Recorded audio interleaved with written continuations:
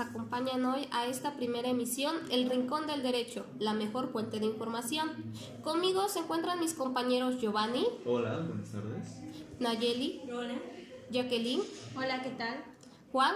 Hola, ¿qué tal? Y su servidora Simeiri.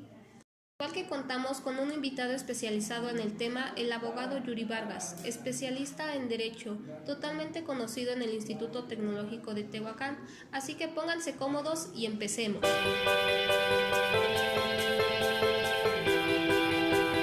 El día de hoy hablaremos de los valores y sus comportamientos.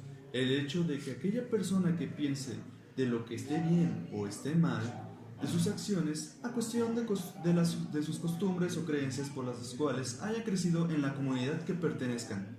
Así también permanecer en el derecho en toda la sociedad que los rodea y en sus diferentes clasificaciones que posteriormente hablaremos de ellas. Exacto, a su vez también mencionaremos lo que es el acto jurídico y sus clasificaciones de este. Bueno, también como se puede hablar de normas que posteriormente se obedecen y cuál es el objetivo de estas, al igual de la división de poderes federales en nuestro país. Como todos sabemos, en la República Mexicana, en la cual se vive un alto grado de corrupción, hablando sinceramente, sin embargo, hay ciertos parámetros en los cuales se llega a respetar junto con sus investigaciones, aprobaciones o declaraciones de personas sobre el acontecimiento que se esté presentando en el momento, que como consecuencia por su persecución, sanción, estas faltan ante la ley. En pocas palabras, será algo muy interesante y también curioso. Eso sin dudarlo.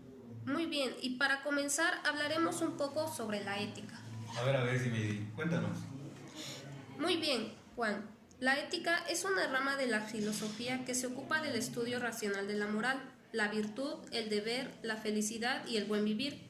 Por otro lado, la moral es el comportamiento adoptado por cada persona en las situaciones de la vida, sabiendo distinguir el bien del mal. La ética, la moral y los valores juegan un papel muy importante en la sociedad, pues durante la década de los 90 comenzó a manifestarse una preocupación mundial por el comportamiento del ser humano. Alguna de las causas fue la pérdida de conciencia social, el descuido de la educación y la pérdida de valores y el respeto social e individual. Exacto, a partir de esto comenzó a surgir una serie de corrientes en el pensamiento social. De esta manera aparece en el paradigma desarrollo sustentable y con el humanismo, donde destacan elementos tales como las normas morales y la ética, la libertad, la democracia y los derechos humanos. Pero ustedes, querida audiencia, ¿saben qué es el derecho?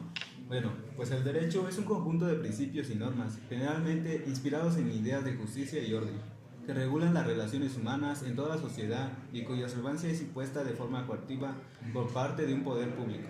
Oye, sí, Juan. De hecho, la clasificación del derecho se divide en dos grandes grupos que son el derecho público y el derecho privado. Estos a la vez se dividen en diferentes clasificaciones. A continuación se les presentarán. Aguanta, yo sé que el derecho público tiene el objetivo de regular los vínculos que se establecen entre los individuos y las entidades de carácter privado, con los órganos relacionados al poder público, siempre que estos actúen amparados por su propuesta pública legítima y en base a lo que la ley establezca. Un claro ejemplo es la condena de un crimen que fue capturado por los órganos de la seguridad y juzgado por el tribunal apropiado. Tienes razón.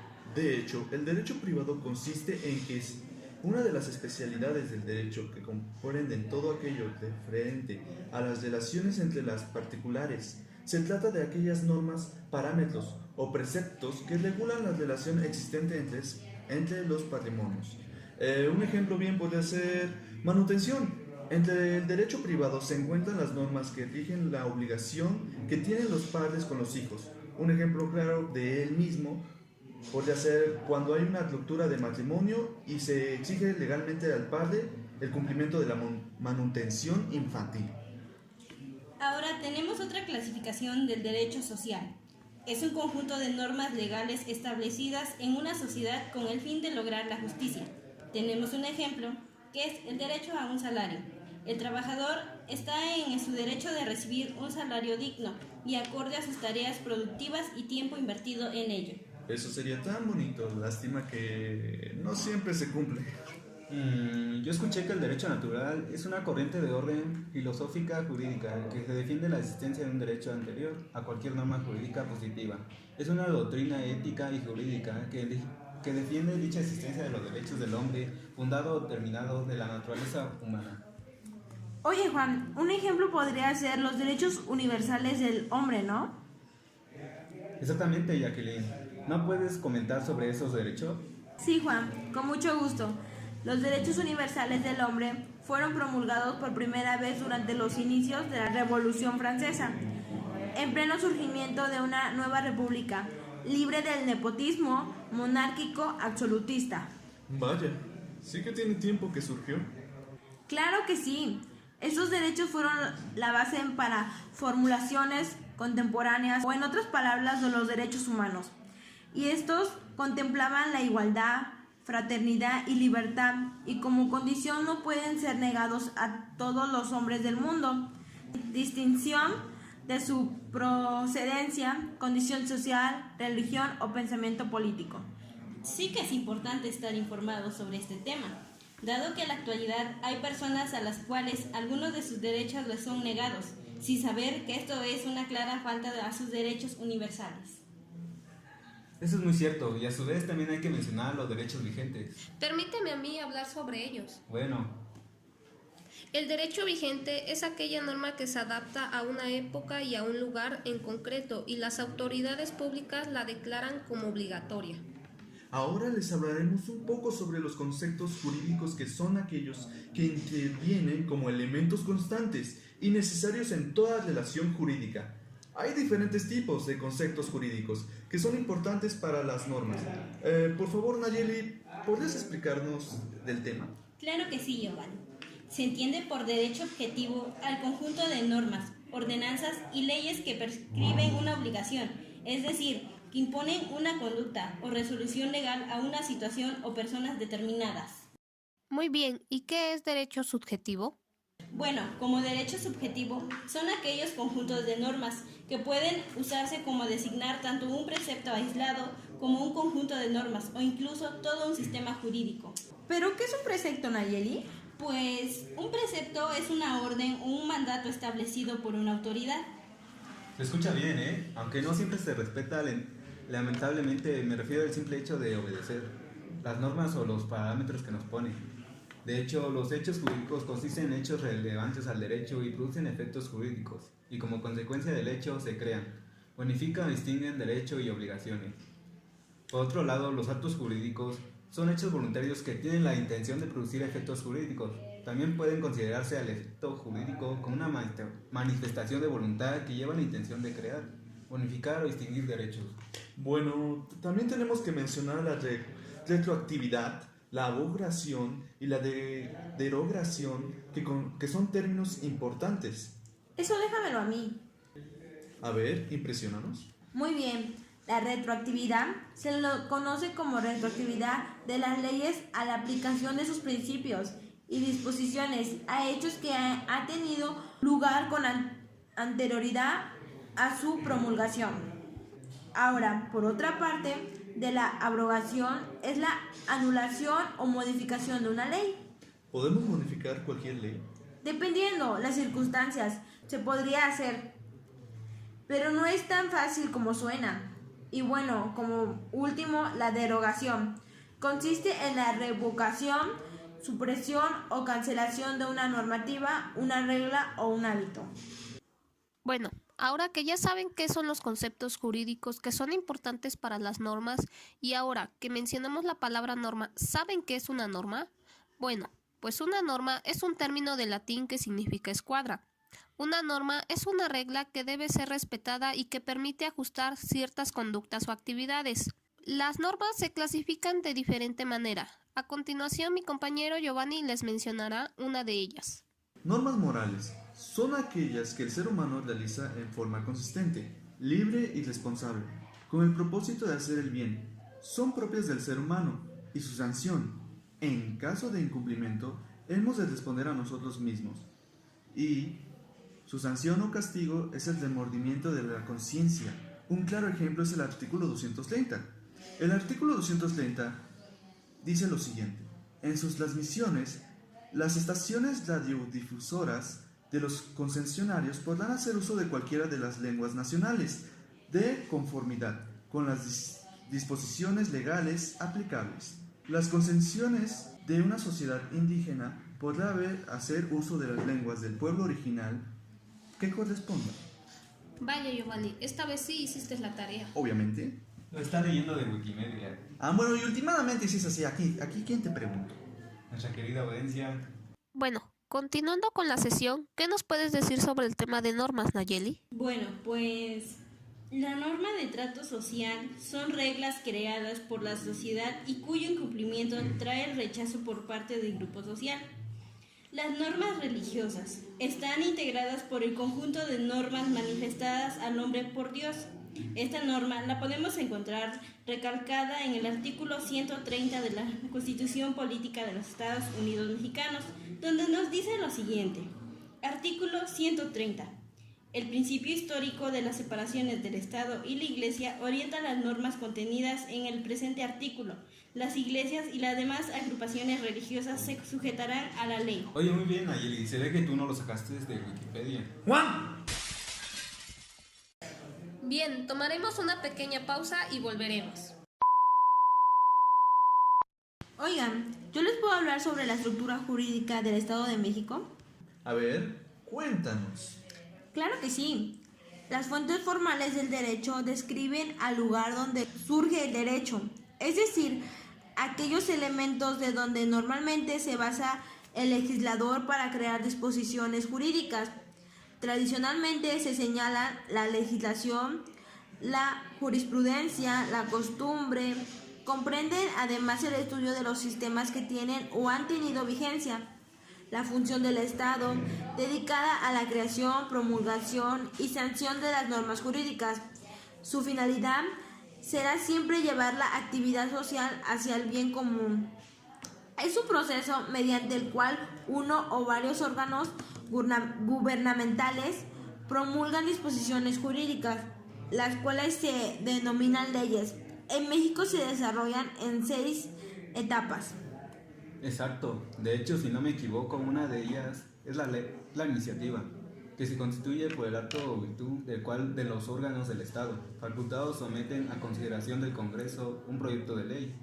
Por ejemplo, el 9 de agosto del año 2012 se publicó en el Diario Oficial de la Federación un decreto que reforma y adiciona a la Constitución, incorporando como derecho de los ciudadanos iniciar leyes, anexando en la fracción 4 del artículo 71.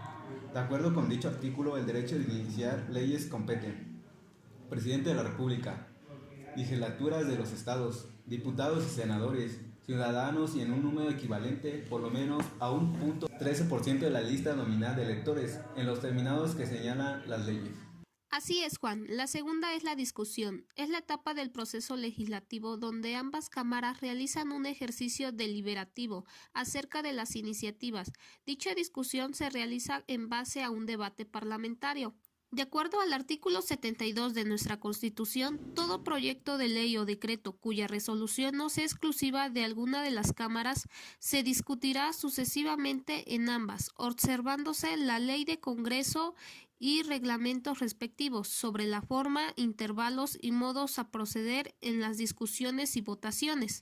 Cabe mencionar que mientras la discusión se lleva a cabo, el respeto, la tolerancia y la asertividad deben prevalecer en una discusión. Es cierto, aunque no estoy seguro que al final lleguen a algo. Puede ser, pero por lo mientras la tercera es la aprobación. Una vez que el proyecto de la ley ha sido discutido, lo sigue la aprobación. Esta etapa tiene por objetivo la aceptación total o parcial del proyecto de la ley. Es el acto por el cual las cámaras aceptan el proyecto. La cuarta es la sanción. La sanción debe ser posterior a la aprobación del proyecto por las cámaras.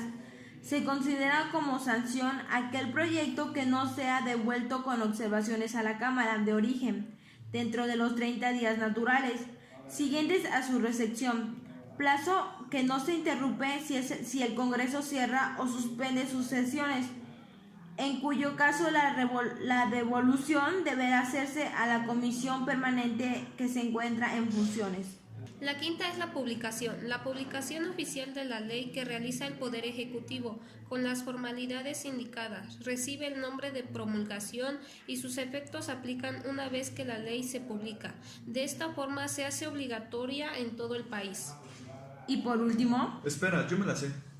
a ver, dinos. Ok. Y por último es la iniciación de la vigencia. Esta etapa consiste en la determinación del momento en donde específicamente una ley comienza a surgir sus efectos. En el derecho mexicano existen dos sistemas para que la ley inicie su vigencia. Si no me equivoco, la primera es sucesión. Este dice que la ley entrará en vigor para los lugares donde se publica en el diario oficial, 3 días después de su promulgación, y en los lugares distintos a este se concede otros días, en función a la distancia. Esto es, se sumarán los 3 primeros, uno más por cada 40 kilómetros, o fracción que exceda de la mitad. Del número 2, sincrónico. La ley entrará en vigor en todas partes, el día preciso que la propia ley se fije, siempre que su publicación haya sido anterior. Bueno. Para que quede claro un poco mejor entendible el tema sobre la estructura jurídica del Estado mexicano que se divide en federación, estados, municipio y el Distrito Federal, hoy en día la cooperación internacional en México para la obtención de pruebas y el desahogo de diligencias en materia penal. La existencia de dos sistemas o vías para la obtención de elementos probatorios de ejecución de resoluciones de las autoridades mexicanas que trascienden el territorio de otros Estados miembros de la comunidad internacional. Al respecto, cabe precisar que la autoridad a cargo de la investigación y persecución de los delitos en el Ministerio Público, quien ejerce sus funciones a través de las Procuradurías Estatales, la Procuraduría General de la República actúa en el ámbito federal y hay 31 Procuradurías Generales de Justicia estatales y la Procuraduría General de Justicia del Distrito Federal, a quienes competen los llamados delitos del fuero común, que son los delitos previstos en los códigos penales locales. La verdad no sé si eso aclaró más el tema o lo confundió más. Bueno, dejando un poco de lado lo anterior, también es importante hablar de la persona, la cual es un ser capaz de vivir en sociedad, el cual tiene diferentes características que lo determinan, como pueden ser los atributos.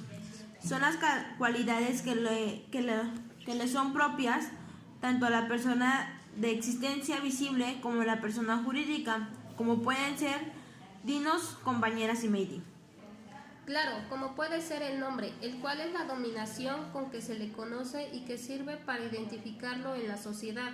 El nombre a su vez está compuesto por el nombre individual o de pila, ejemplo, Jorge María, Silvia, o como su servidora Jacqueline, y el apellido, que corresponde al padre, pudiendo agregar el de su madre. Bien, una vez aclarado el nombre, entramos con el domicilio. ¿Qué nos puedes decir al respecto, Nayeli? Es la sede legal de las personas, pues puede suceder que por cuestiones laborales o de salud la persona pueda tener una residencia provisoria en otro lugar, pero mantiene su domicilio en donde reside habitualmente. Bueno, el domicilio es donde vivo, ¿no? Eso se llama palacio. Y cabe mencionar que existen desde el domicilio general u ordinario, y estos pueden ser el domicilio real, que es donde tiene el asiento principal de su residencia o negocio, y el domicilio legal, donde la ley presume, sin admitir prueba en contrario, que una persona reside de manera permanente para ejercer su derecho y cumplir sus obligaciones, aunque de hecho no esté allí. Un ejemplo puede ser el de un funcionario público que la ley fija el domicilio en el lugar donde se desempeña. El presidente tiene el domicilio legal en la ciudad autónoma de Buenos Aires. Por otro lado, tenemos también el patrimonio, que es el conjunto de bienes y obligaciones que tienen o no un valor en dinero y que pertenece a una persona. Puede darse tanto una persona física como jurídica. Como por ejemplo, de aquellos bienes que tienen un valor económico puede ser el vehículo o un inmueble, y aquellos que no tienen un valor económico puede ser una foto familiar, que para muchas personas eso puede valer más que cualquier otra cosa en el mundo. También tenemos la capacidad, la cual es la actitud que tiene la persona para adquirir derechos. y contraer obligaciones, y ejercer por sí misma esos derechos o cumplir sus obligaciones. Entre estas capacidades encontramos las siguientes, las cuales son... Permíteme, Juan. Capacidad de derecho es la que lo habita a ser titular de un derecho u obligación, y también capacidad de hecho es la actitud para ejercer por sí mismo esos derechos o cumplir sus obligaciones. Esa capacidad puede estar restringida por razones legales o de hecho, son las llamadas incapacidades de hecho y derecho. Las incapacidades de derecho surgen de las provisiones establecidas por leyes, por ejemplo, la provisión de contraer matrimonio entre hermanos. Estas incapacidades no pueden ser salvadas bajo ningún concepto y siempre son relativas, porque no hay incapacidad absoluta de derecho. Nadie puede ser privado de todos sus derechos. Bueno, ni quería decirlo de todas formas. De hecho, ahora que lo mencionas, en la incapacidad de hecho, la persona no puede por sí mismo ejercer un derecho. Por ejemplo, los menores de edad no pueden vender por sí mismos no pueden vender una propiedad heredada, pero sí es posible subsanar la incapacidad de venta por medio de un tutor u otra persona autorizada. Además, puede ser incapacidad absoluta. En el caso de menores de edad dementes, sordomudos, que no saben darse a entender por escrito. El régimen de las incapacidades, de hecho, no son aplicables a las personas jurídicas. Oye, Naye, de hecho, en el estado civil consiste en la situación en que se encuentra un individuo o en relación con su grupo familiar. Por ejemplo, estar casado, soltero, divorciado, viudo, ser padre, hijo, esposo. La prueba del estado se realiza mediante actas que se registran en libros especiales y que se le denominan partidas. Estas contienen todos los datos personales de los interesados, testigos y firma del oficial público.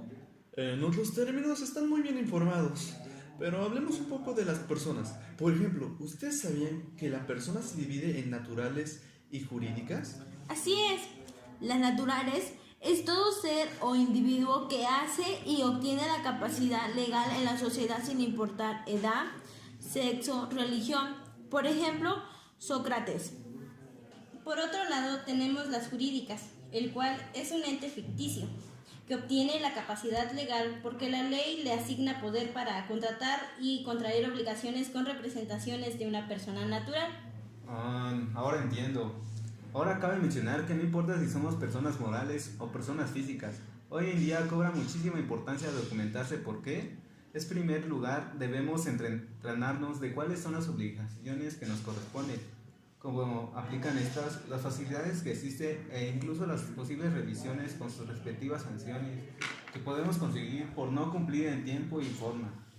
Dependiendo de la asesoría y nivel de información que manejamos, esto puede ser complicado o fácil, y en México el Servicio de Administración Tributaria (SAT) es el encargado de vigilar que todos como contribuyentes cumplamos con nuestras obligaciones fiscales. Bien, ahora entremos ya con lo que nos urge a todos. No, de hecho lo que nos surge a todos es escuchar la entrevista que hicimos al profesor Yuri Vargas, hijo del mismísimo Merlo Magaña. Bueno, seguimos. ¿Ustedes saben qué es un contrato? Pues el contrato es un acuerdo oral o escrito entre dos o más personas con la finalidad de hacer cumplir los derechos y las obligaciones de las dos partes.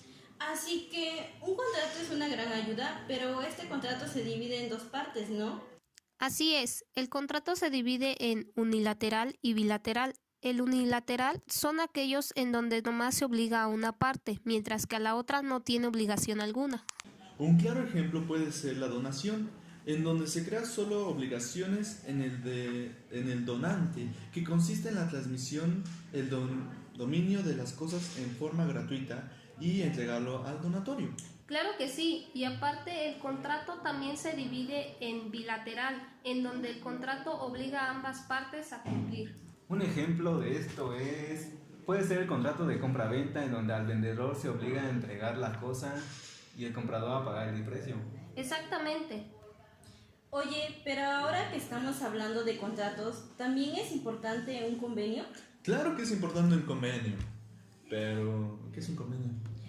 Un convenio convenio es considerado como aquel contrato o acuerdo que se desarrolla en función de un asunto específico destinado a crear, transferir, modificar o extinguir una obligación.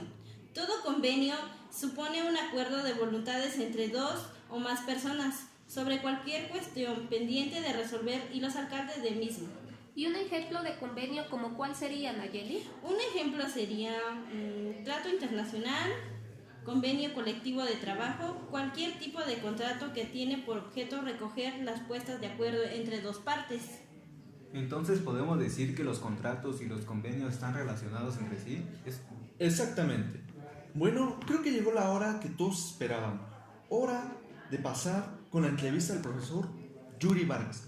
Muy buenos días, señor. Estamos aquí con el invitado. Mi nombre es Yuri Vargas Martínez, abogado de profesión, catedrático del Instituto Tecnológico de Tehuacán. Bueno, es un placer que nos acompañe el día de hoy y en esta emisión quisiéramos que usted nos diera sus propias definiciones de algunos conceptos. Bueno, el primero sería, ¿cuál para usted es el concepto de derecho? Derecho es la ciencia que estudia la convivencia humana entre la sociedad. Es decir, para mejor entendimiento, el derecho, más que nada, es el conjunto de normas que regulan la sociedad, ¿sí?, entre los individuos. Bueno, le agradecemos. Ahora, como siguiente, quisiéramos que usted nos cuente algo acerca de la estructura jurídica mexicana. ¿Qué entiende? ¿Cómo la clasifica? ¿Cómo la ve usted principalmente? Mira, la estructura jurídica mexicana es un derecho positivo, ya que en ningún momento transgrede los derechos humanos de las personas. Afortunadamente vivimos en un Estado de Derecho en el cual todas las leyes tienen su comunión, tienen una convivencia. Hay una jerarquía de leyes, las cuales podemos decir que cada una de ellas tiene su propia lógica y su propio seguimiento para cada cosa en particular.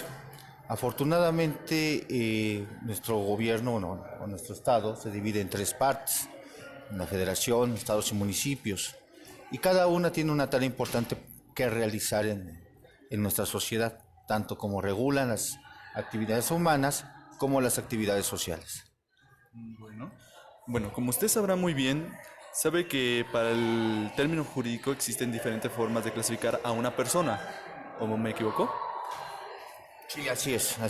Entonces usted, con sus propias palabras, nos podría decir que un concepto de persona. Concepto de persona es un ente jurídico que tiene derechos y obligaciones, ¿sí?, corpóreos. Es una persona viva que tiene conocimientos, que tiene las actitudes correspondientes para adquirir derechos y obligaciones. Es decir, tiene el concepto de ser ciudadano. Bueno, le agradezco. Esas son unas 3 preguntas. Ahora pasa mi compañero. Hola, ¿qué tal? Muy buenos días, licenciado. Gracias por acompañarnos aquí. Soy Juan Manuel Méndez, alumno del TEC. Algo que nos integra mucho y me gustaría saber es que nos diera acerca más del tema de convenio. No sé si nos podría hablar un poquito más, por favor. ¿Qué es un convenio? El convenio es parte integrante, más que nada es un contrato, es un acuerdo de voluntades entre dos o más partes. Es el alma mater de todas las situaciones jurídicas que se realizan en materia de comercio. Sí, de ahí partimos de varias cosas, o sea, la manera genérica de hacer cualquier tipo de negocios o hacer cualquier tipo de transacciones jurídicas, comerciales, propias de la naturaleza humana, ya sean civiles, es el convenio. ¿Por qué? Porque al final de cuentas la suma de las voluntades se llega a tener esa perfección para hacer ese tipo de tratos. Ok, gracias, muchas gracias. Otro tema que nos integra mucho es acerca sobre el juicio de amparo. El juicio de amparo es más que nada una materia. Para nosotros como abogados, el derecho es inalienable. Cada uno tiene sus propias características, pero cuando nosotros tenemos o sentimos que se nos transgreden nuestros derechos humanos o nos transgiversan las situaciones constitucionales, pues tenemos la garantía de ese juicio, que se llama un juicio de garantías. comúnmente llamado como juicio de amparo. ¿Sí? Este juicio de amparo se divide en dos, y a saber son el juicio de amparo directo y el indirecto. Por lo regular, los juicios de carácter penal son indirectos, pero los juicios de carácter directo, como los laborales, los civiles, los mercantiles, son situaciones en las cuales ya hay una resolución que pone fin a un juicio, pero que puede transgredir nuestra esfera constitucional. Por eso podemos tener esa garantía, ¿sí?, de este juicio. ¿Sí? Bueno, esa ha sido la entrevista que se le realizó al abogado Yuri Vargas. Muy amable de su parte por permitirnos hacerle un par de preguntas. Ahora, como último, me gustaría agregar mi conclusión personal sobre lo que yo creo de todo lo que hemos hablado el día de hoy.